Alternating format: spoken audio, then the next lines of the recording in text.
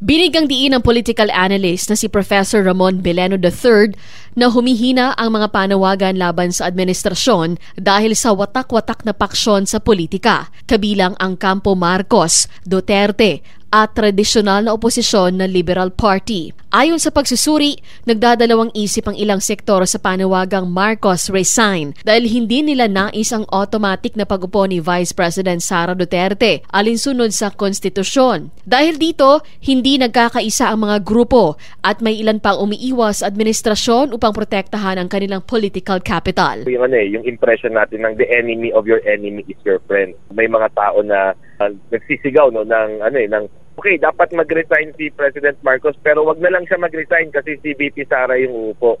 So ang situation nila is out of the frying pan and into the fire. May iniwasan silang problema na napunta sila ngayon sa mas malaking problema. Okay na lang, no? Maghirap na lang tayo dito sa presidente kahit na matindi yung corruption, di ba?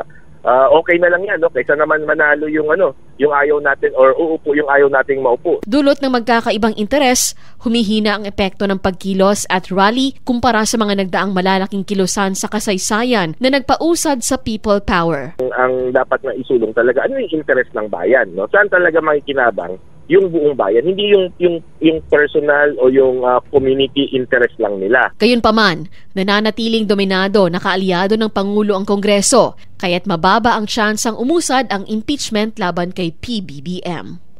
Cherry May Tapia, NDBC, Bida Balita.